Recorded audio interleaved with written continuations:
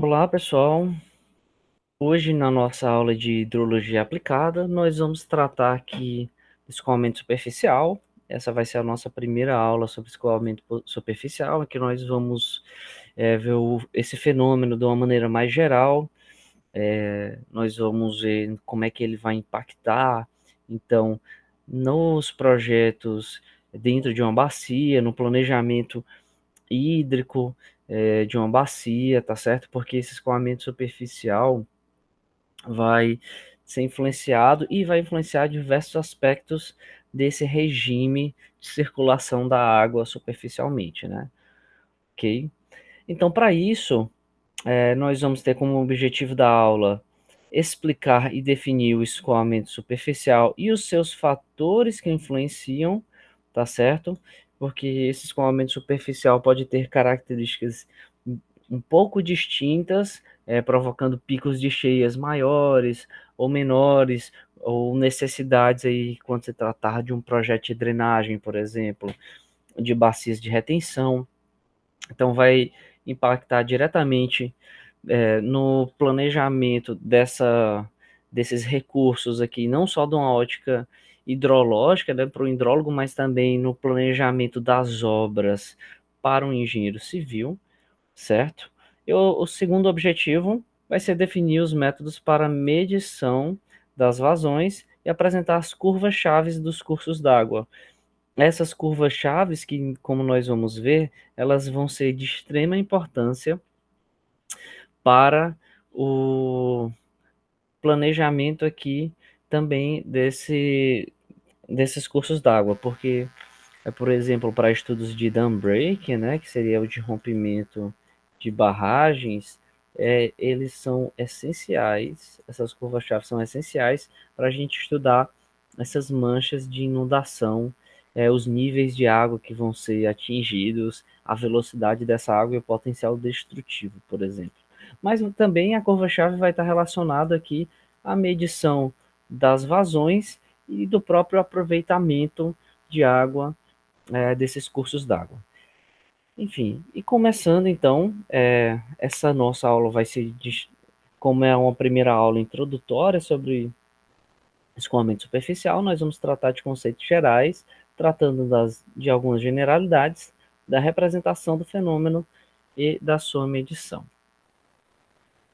Começando pelos conceitos gerais, é sempre importante a gente lembrar aqui do ciclo hidrológico, em que nós temos diversos fenômenos acontecendo, né? Transpiração, precipitação, evaporação, infiltração. Nós temos também o escoamento superficial.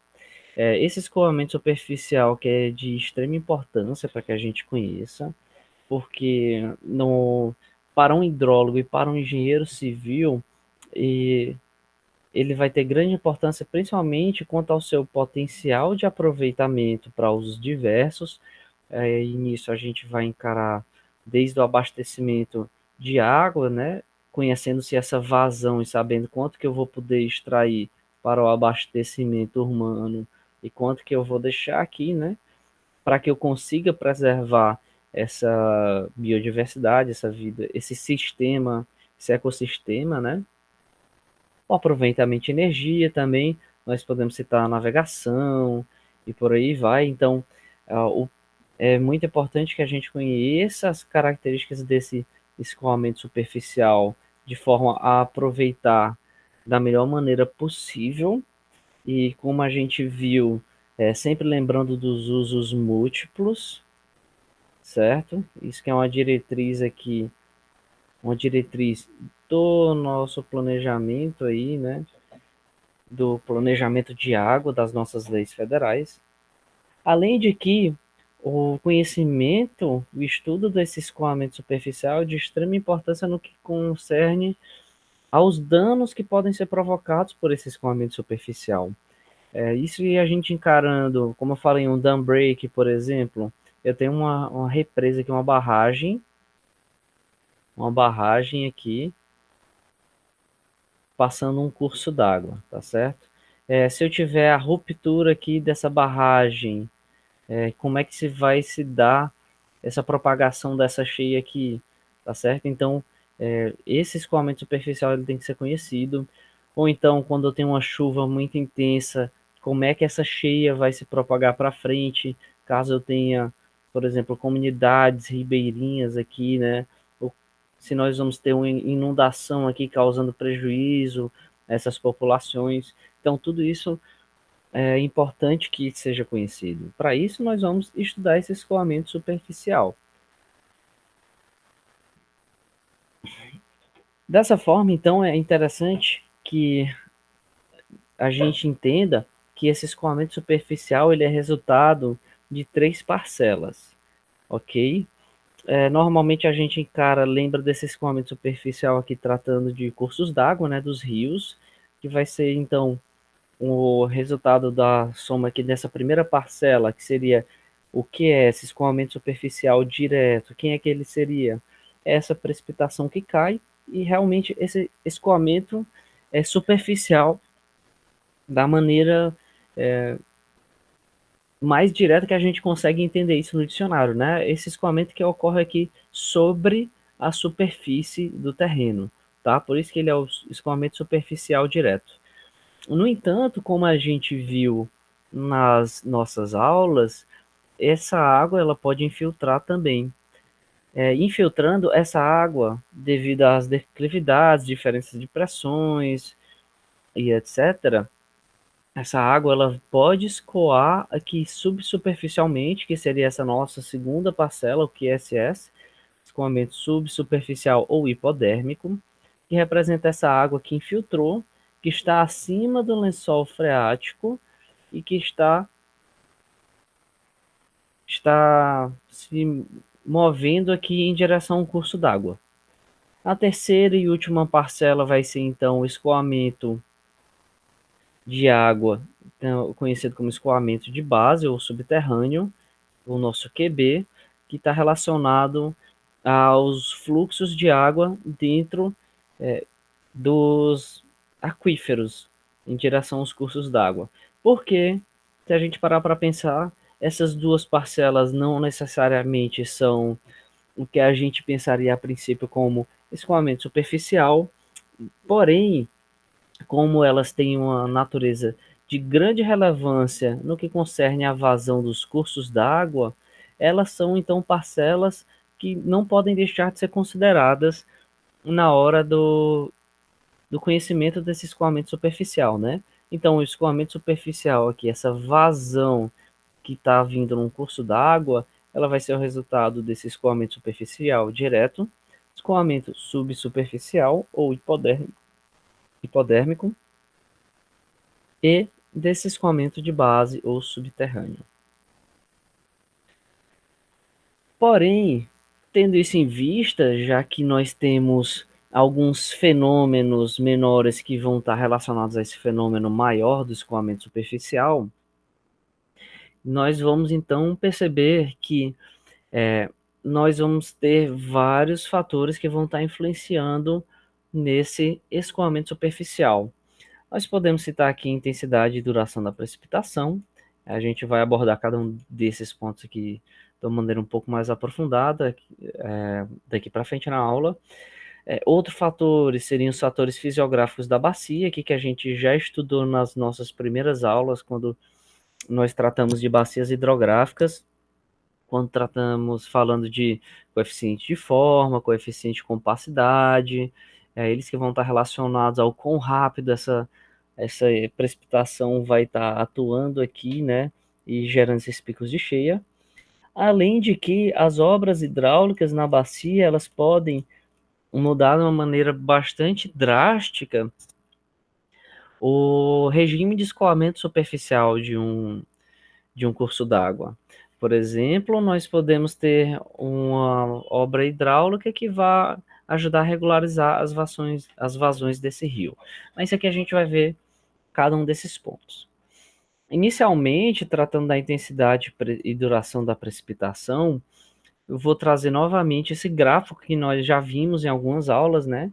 Ele que vai estar relacionando aqui o tempo de precipitação com a sua intensidade e a capacidade de infiltração do solo, porque, como nós vimos, quando a gente tem essa precipitação, que é dada por esse hidrograma aqui, né? Esse hietograma, desculpa. Esse hietograma aqui, que vai mostrando a intensidade, a variação dessa intensidade com o tempo, né? Nós temos também uma variação da infiltração com o tempo.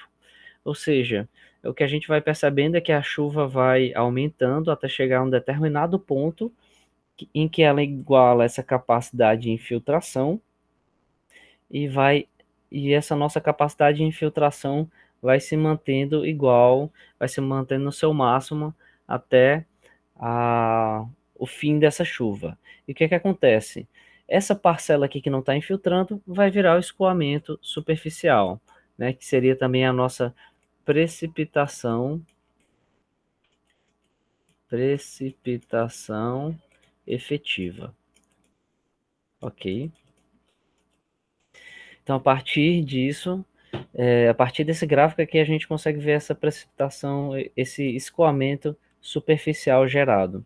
E a intensidade e duração vão impactar de forma que para uma mesma curva aqui de infiltração, por exemplo, se eu tiver uma chuva que já começa muito mais intensa e mesmo ela diminuindo logo, nós temos aqui um escoamento superficial que pode ser distinto e também pelo tempo de impacto dele, o tempo de cheia gerado aqui vai resultar em alguns problemas diferentes, né? Algumas necessidades diferentes, principalmente quando a gente tratar de drenagem, de sistemas de drenagem, vai ter um impacto diferente. Ou então, se eu tiver uma chuva que ela demora mais tempo, fica constante durante mais tempo, eu vou ter um volume muito maior aqui sendo gerado escoamento superficial. Por isso que, como nós vimos em algumas aulas passadas também, a partir daquelas curvas de infiltração, as curvas das chuvas, né, as equações das chuvas, nós podemos aqui definir a intensidade, o tempo de retorno que vai estar também relacionado no nosso projeto a essa intensidade da chuva, a ocorrência dela, a confiabilidade da nossa obra hidráulica, né?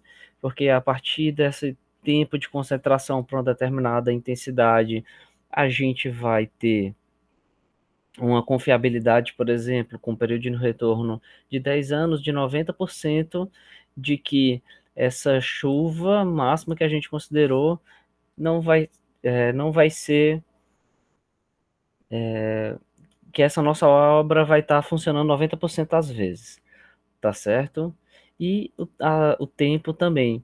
E como a gente viu, esses três fatores aqui acabam entrando naquelas equações para a gente determinar a vazão de escoamento superficial que vai estar sendo gerada aqui, ok? Isso vai ser importante não só para uma obra de drenagem, para que a gente possa destinar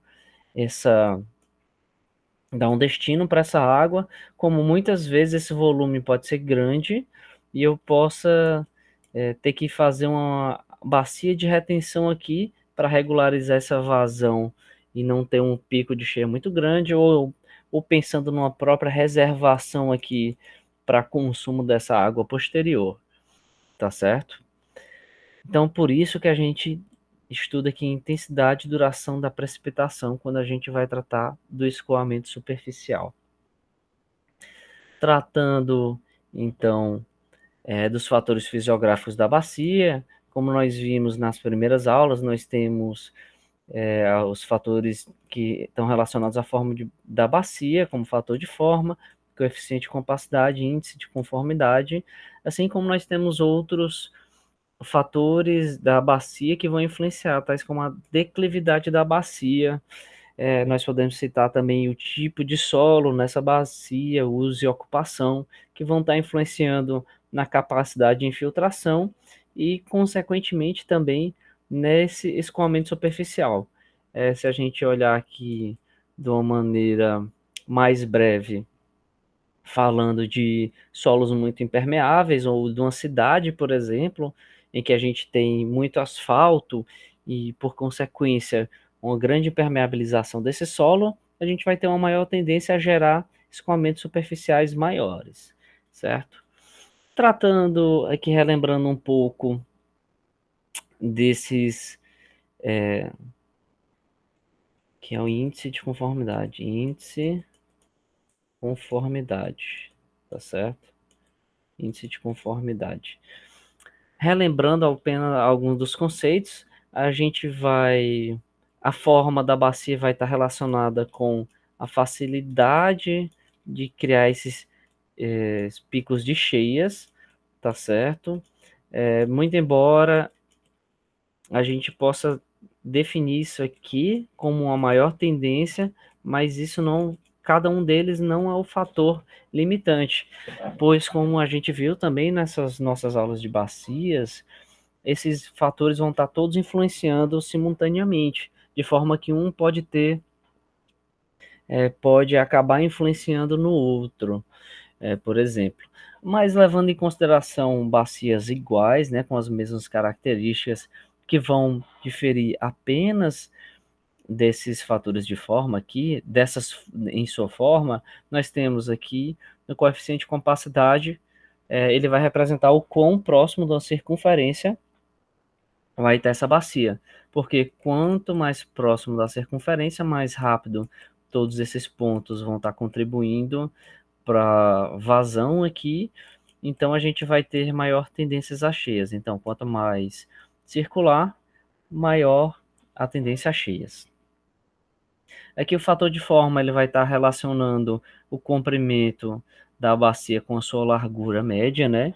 Então, quanto mais próximos esses valores, se a gente parar para pensar, quando isso ocorre, a gente vai ter também, vai estar mais próximo também dessa circunferência, né? Vai estar mais levando em consideração um fator bem parecido com esse coeficiente de compacidade. Então, quanto mais próximo essa relação aqui, vamos dizer, L1 e Lm, tá? Maior a tendência a cheias. Já o índice de conformidade, ele é muito parecido também com esse coeficiente de compacidade, só que ao invés de considerar a bacia e uma circunferência, vai considerar a bacia e um quadrado aqui, que vai em que a bacia está inscrita, ok? Então, da mesma maneira, quanto mais quadrado, maior tem uma tendência de que todos esses pontos vão estar influenciando logo aqui para essa cheia, então maiores as cheias. Então, quanto mais quadrado, maior a tendência a cheias. A declividade da bacia, e aqui a gente tem que entender também como a declividade do rio, vai estar relacionado ao quão rápido essas vazões estão sendo geradas, né? Então, vamos pegar aqui duas bacias, uma aproximadamente aqui horizontal, em que eu tenho esse curso d'água aqui, tá certo? E outra que eu tenho bem inclinada, com o curso d'água aqui mais ou menos na mesma altura, né?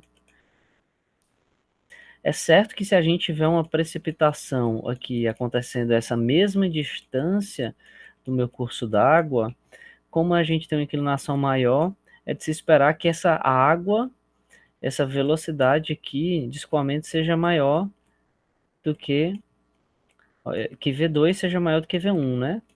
Ou seja, a bacia com maior declividade tem uma maior tendência a gerar esses picos de vazão aqui, gerar essas cheias devido a uma precipitação, tá?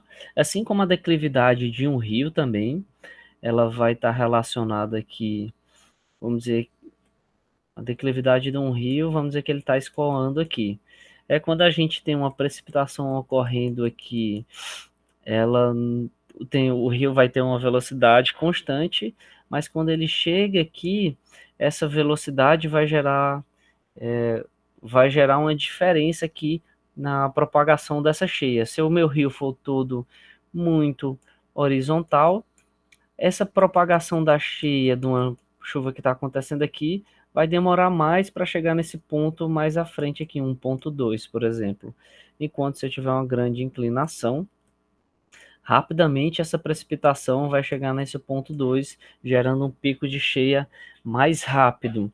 E essa velocidade de propagação também é importante principalmente quando a gente trata também de desastres, por exemplo. Vamos dizer que se eu tivesse uma barragem aqui, tá certo? Uma barragem aqui e uma barragem que tivesse aqui. Vocês vão concordar comigo que se essa barragem romper, essa água vai demorar mais para chegar, vamos dizer que a gente tem uma população aqui. Então eu vou ter mais tempo para evacuar esse pessoal aqui para uma zona de segurança. Enquanto que se eu tiver essa barragem aqui, como a gente viu, que vai gerar um pico de cheia mais rápido, então essa água também vai chegar de uma maneira mais rápida aqui, podendo ser que não dê tempo suficiente para uma evacuação completa desse pessoal aqui.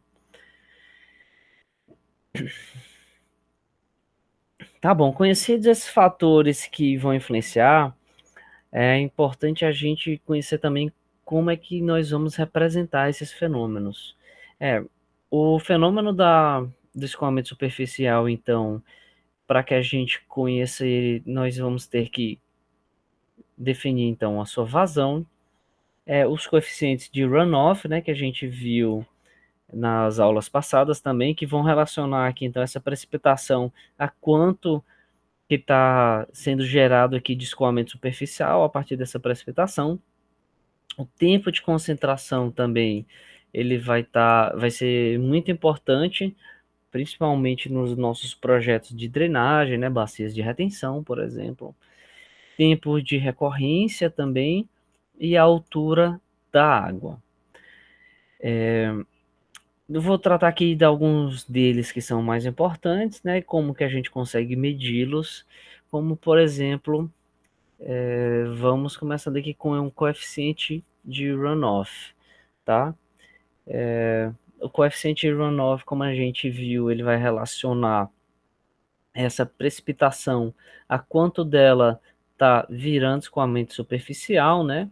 Então, para isso, nós temos alguns estudos já mostrando para diferentes coberturas das superfícies os valores de coeficientes de escoamento superficial que estão sendo gerados aqui, tá? De forma que em superfícies mais impermeáveis, ele vai estar mais próximo de 1, enquanto que superfícies bastante permeáveis, ou seja, grande parte dessa água que precipitou vai infiltrar, nós temos os coeficientes mais próximos de 0, tá certo?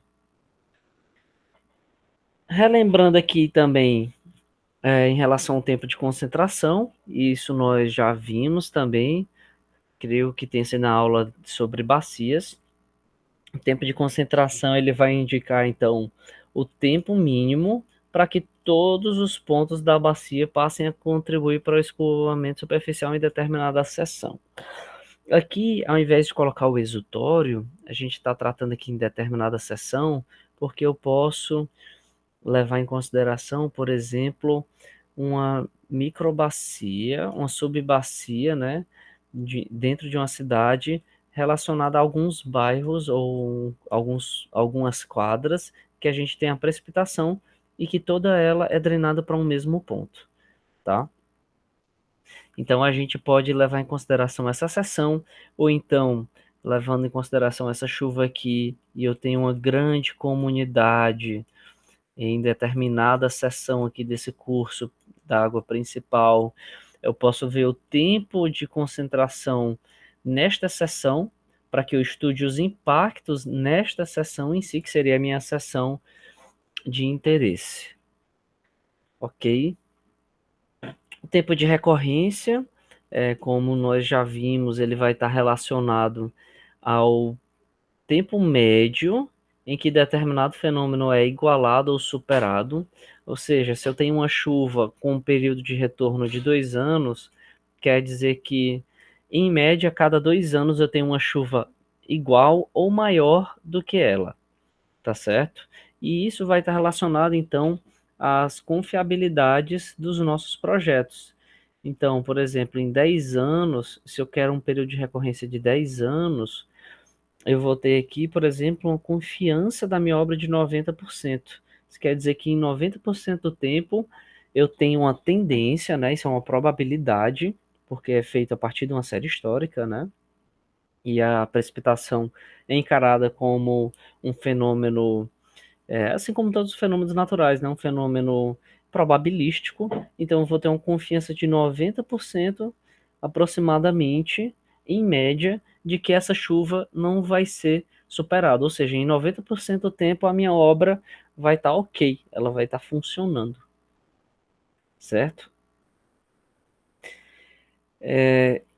Para isso, então, levando em consideração todos esses essas variáveis que a gente viu, a gente costuma então representar o escoamento superficial no tempo através dessas hidrógrafas, ou mais comumente os chamados de hidrogramas, que vão mostrar basicamente a vazão que está sendo percorrida aqui em determinada seção pelo tempo, tá? Então isso aqui, assim como a gente viu com as chuvas, com a duração das chuvas, a gente vai ter a vazão pelo tempo de forma a que eu possa ter um melhor estudo daqui. Se, por exemplo, nós formos levar em consideração o estudo de uma barragem, é interessante conhecer essas vazões máximas e mínimas para que eu possa ver aqui qual seria a minha vazão de regularização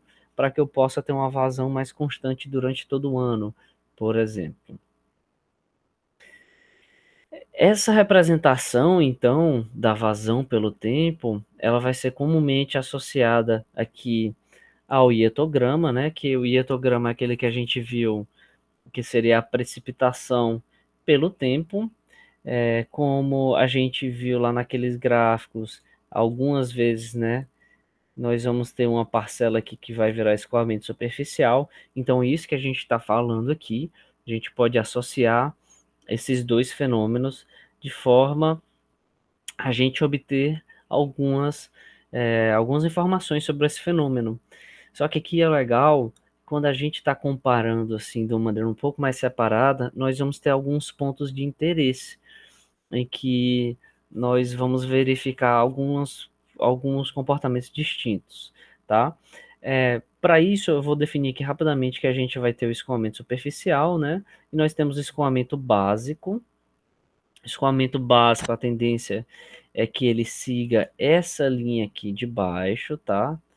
Mas como a simplificação, nós vamos ver que acaba se fazendo essa ligação entre esses dois pontos aqui, o A e o C, para definir o escoamento superficial direto como sendo essa região achurada, e o escoamento básico como sendo tudo que está ocorrendo aqui embaixo. Muito embora o escoamento básico mesmo seja essa parte aqui de baixo, e essa parcela também seja escoamento superficial. Mas o que a gente vai ver é que essa concepção aqui não vai ter muitos prejuízos para a gente. Então, o que é interessante aqui quando a gente está comparando esses dois gráficos? Nesses dois gráficos, nós vamos verificar algumas coisas bem interessantes, tá? A gente vai ter aqui no eixo dos tempos, nós temos um T0 e um TA, em que vai representar aqui a parcela de chuva que é interceptada ou infiltra antes do início do escoamento superficial. Ou seja, lembrando lá, quando eu coloco os dois juntos aqui, esse seria o nosso tempo T0 até o TA. Aqui é quando esse volume de água aqui precipitada, ele ainda não chegou aqui quando ele está abaixo, até o ponto em que ele atinge essa capacidade de infiltração, a partir do qual a gente começa a ter escoamento superficial. Um segundo ponto de interesse, então, é esse ponto aqui em que a gente vai ter toda a bacia contribuindo para o escoamento superficial. Quem é esse ponto? É o nosso ponto do tempo de concentração. O tempo de concentração, o que a gente vai ver, ele vai ter sempre uma duração que vai ser menor ou igual a, ao TB, tá certo? Desculpa, a duração da precipitação, ela vai ser sempre menor ou igual a esse TB, que no caso aqui vai acabar sendo o nosso tempo de concentração, certo? Então, o que é que acontece? A chuva começa, ela vai aumentar, e quando ela estiver diminuindo, a gente ainda não necessariamente vai ter todos os pontos dela contribuindo para o escoamento superficial. Só quando ela chega nesse pico aqui de vazão é que a gente pode dizer que todos os pontos estão contribuindo, e esse tempo, nesse ponto aqui B, ele vai ser menor ou igual ao tempo de duração da chuva, tá certo? Então vamos dizer aqui que a duração da chuva é isso, é esse D. Então o nosso tempo de concentração, que aqui ele está chamando de TB só porque ele está citando vários pontos aqui, mas o tempo de concentração, vou até colocar assim, tempo de concentração, ele vai ser menor ou igual à duração da chuva, ok? Isso é bem interessante a gente conhecer, porque em alguns projetos a gente vai utilizar justamente desse conceito para fazer o projeto, simplificando até dizendo que o tempo de concentração vai ser igual à duração da chuva, por exemplo. Nós temos então um outro ponto aqui, o TC, após esse tempo de vazão máxima, que vai ser um tempo em que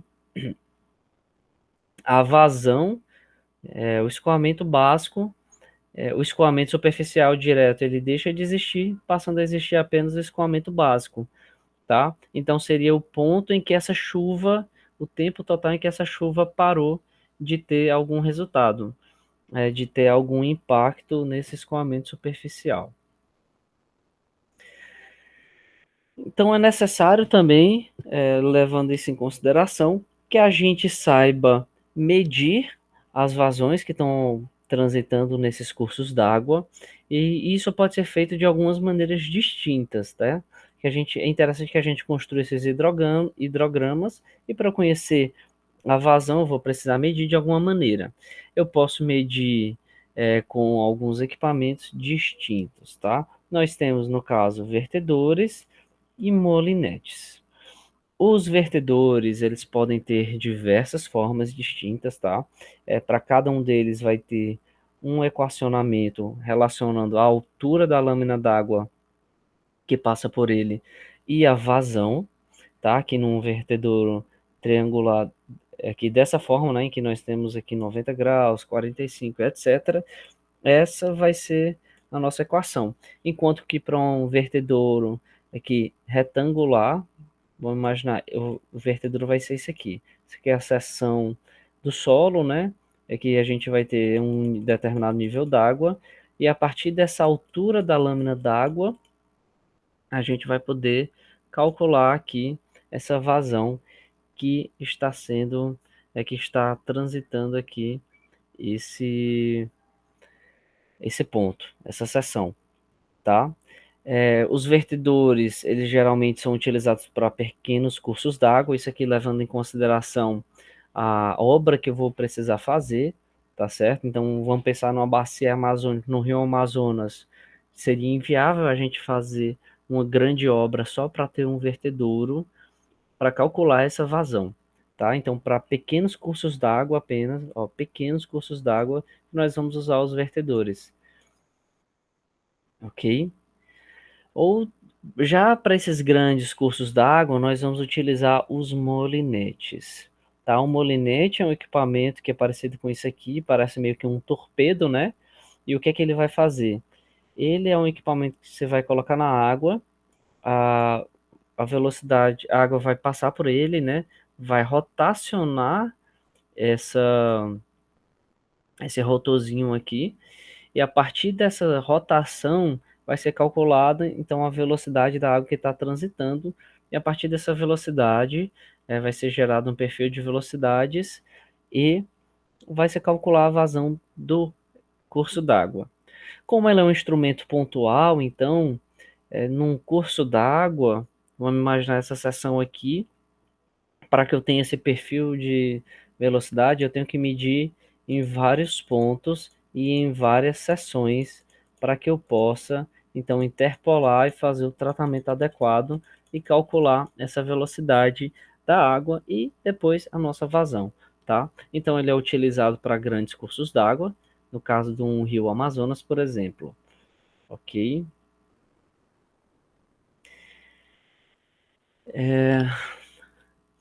Então, quando a gente está estudando rio, então esse curso d'água, a gente está objetivando aqui medir essa vazão nesse determinado ponto, né? Então, a gente define essa nossa seção de controle. Essa seção de controle, ela vai ser interessante para que a gente tenha os seus dados de vazão que está sendo transportada, tá? E além de que, a partir delas, a gente pode definir as nossas curvas-chave, tá? E o que é que elas são? A curva-chave, ela vai relacionar a altura limítroca, ou seja, a altura de água que está, o nível da água desse curso d'água a partir da sua base, né? Claro que isso, dependendo da metodologia, meio que não dependendo muito, isso tem uma imprecisão, né? Porque o próprio rio pode, como tem sempre transporte de sedimentos, ele pode ter algumas variações na sua profundidade, mas no geral a gente trabalha com essa profundidade basicamente fixa, né? O fundo dele e vai medindo essa altura da água que está escoando aqui. E a partir de uma relação dessa altura com a vazão, então, a altura limítroca e a vazão vai gerar essa nossa curva-chave. Ou seja, eu vou ter uma curva aqui que vai falar que eu vou ter que, por exemplo, tem aqui, nós temos a vazão e a altura aqui, que vai ser a vazão. Então, ela vai nos falar aqui que para determinada altura dessa lâmina d'água, eu tenho uma vazão distinta. Isso é obtido a partir de diversas medições, né? Como a gente vai vendo, tem algumas variações e é feita aqui uma, um tratamento estatístico, né? Uma regressão para encontrar essa curva-chave. Ela vai ser muito importante, como eu falei no começo da aula, para o estudo do curso da água, muito importante também, voltando aqui, como eu coloquei, para estudos de dam break aqui. Ok. E isso vai nos permitir calcular diversos aspectos deste escoamento superficial. Com isso, então, a gente tem que saber onde é que vai ser a nossa seção de controle, e com isso a gente vai ter que definir esses postos hidrométricos, tá? Quando é que a gente tem, então, algumas exigências para definir quais são os melhores locais para esses postos hidrométricos. A gente deve observar, então, uma localização em trecho retilíneo, estável e de fácil acesso, velocidades regularmente distribuídas e não muito reduzidas, porque se a gente tiver uma velocidade muito reduzida, eu vou ter uma tendência que é um assoreamento, né? Localização fora da zona de influência de obras existentes, que levando em consideração, por exemplo, se a gente tiver uma bacia de retenção ou se tiver uma barragem, vão ser aspectos que vão estar influenciando aqui nessas sessões, então a gente não vai ter uma medida real.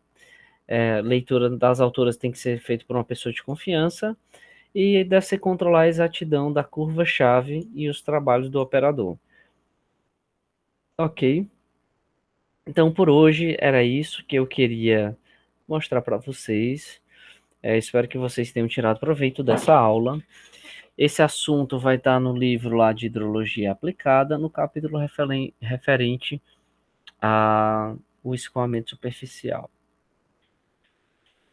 Ok.